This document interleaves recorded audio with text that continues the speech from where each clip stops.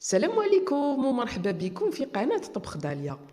اليوم جيتكم بالساهل والبنين، تحلية في خاطر الناس اللي تحب القهوة. هذاك الفنيجن تاع مور الفطور راهو هنا في هذا الكاس. اذا بلا ما نطول عليك، طلعي بريس وتبعيني نحضروا هذه الوصفة، وما تنساوش اللايك والجرس. اذا في هذه الوصفة نبداو بالكريم باتيسير بذوق القهوة. نحتاجو فيها 3 ملاعق كبار تاع مايزينا كيما راكو تشوفوا، نضيفو لهم 5 ملاعق كبار تاع السكر، ونحركوهم مليح من البدايه، لانه هذيك المايزينا راكو عارفين السلطه كي نجيو نخلطوها مع الحليب دير لنا لي غرومو، دير لنا هذوك النبابل. اذا باش نتفاداو هذا المشكل تاع ذوبان تاع المايزينا نحركوها مليح في البدايه مع السكر كيما راكو تشوفوا. غير تتحرك مليح نضيفوا نصف كاس تاع قهوه بريس، ها هيك نصف كاس. وانا بيان سور القهوه لازم تكون بارده، اذا تقدروا تعوضوها بالنسكافيه طبعا. وهنا ملاحظه برك، انا نستعمل في الوصفات تاعي هذا الكاس الكبير، الكاس تاع 4 لتر تاع 250 مليلتر. اذا نعاودو نقولوا الوصفه تاعنا. حطينا نص كاس تاع قهوه، نذوبوا هذيك المايزينا والسكر فيها، نضيفوا لها كاس ونص تاع حليب، نفس الكاس اللي عبرنا به القهوه، هاي نكملوا نعبروا به كاس ونص تاع حليب بارد في بارد. نخلطوا مليح المكونات، ومن بعد نحطوهم فوق النار ونبقاو نحركوا حتى تتكاثف هذه الكريمه وتولي على هذا الشكل، تبدا تبقبق. هنا غير تبدا تبقبق نضيفوا لها ملعقه تاع زبده كبيره ونطفوا النار ونخلطوا هذيك الزبده حتى تذوب. هنا كيما راكم تشوفوا نحطوا من الفوق كيس بلاستيكي نلصقوه مليح في لاكريم ديالنا باش ما تفورماناش هذيك الطبقه الخشينه من الفوق وتخسر لكم لاكريم ومن بعد. اذا ها كيما راكم تشوفوا نحطوا الكيس بلاستيكي تاع الفيلم اليمونتير ونحطوها في مكان بارد، نخلوها تبرد مليح قبل المونتاج. ودوكا نروحوا نحضروا لاكريم شونتيي تاعنا بذوق القهوه. نحتاجوا ربع كاس قهوه بارد مليح، لازم يكون مليح بارد في المجمد حطوه. نضيفوا له ملعقه صغيره تاع قهوه تاع سكر طبعا، نخلطوه مليح ونضيفوا نفس العبر تاع الشونتيي.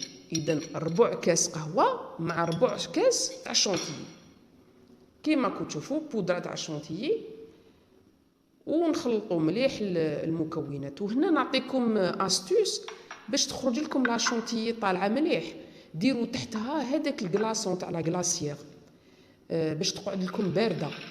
مع الاول نخلطوا قبل ما نشعلوا الباتور باش ما تطيرش هذيك لا بودر، ومن بعد نشعلوا لا فيتاس ماكسيمال ونقعدوا نخلطوا. وهنا لازم تصبروا على الشونتيي تاعكم على الاقل 10 دقائق وانتم تخلطوا. شوفوا هنايا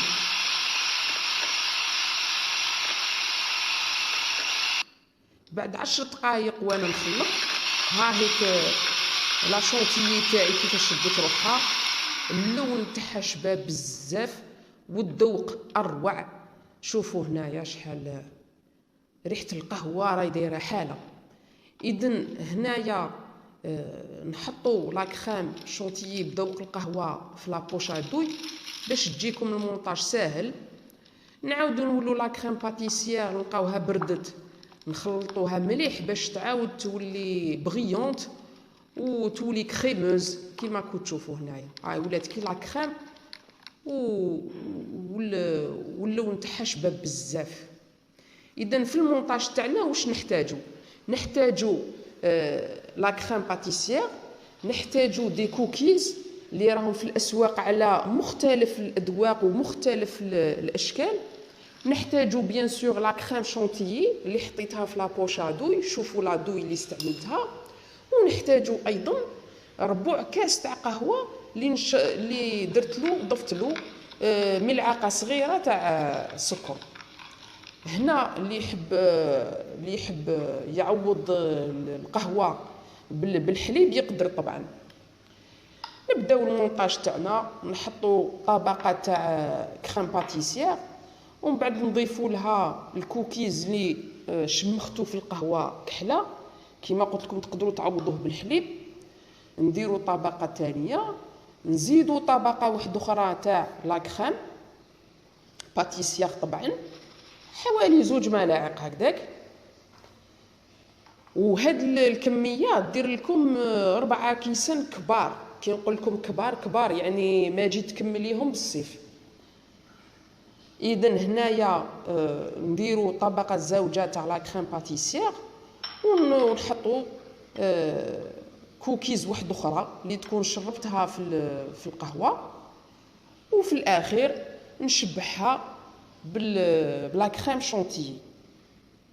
شوفوا هنايا المونتاج، هاي ليك لا كريم شونتيي هي التاليه. هاد التحليه الشكل تاعها شباب بزاف وانيق، يعني راقيه. كي تحطوها للضياف تحمر لكم وجهكم في سهرات رمضان.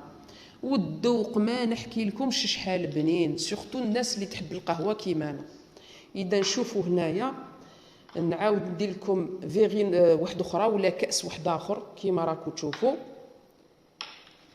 هاي ليك نفس المراحل، طبقه تاع كريم باتيسير، طبقه تاع كوكيز، نزيدوا لها طبقه واحده اخرى تاع لا كريم باتيسير وكوكيز زوجه ولا لا شونتي. وهنايا كل واحد والذوق تاعو، كل واحد يشبح التحليه تاعو كيما يحب. هاي لك.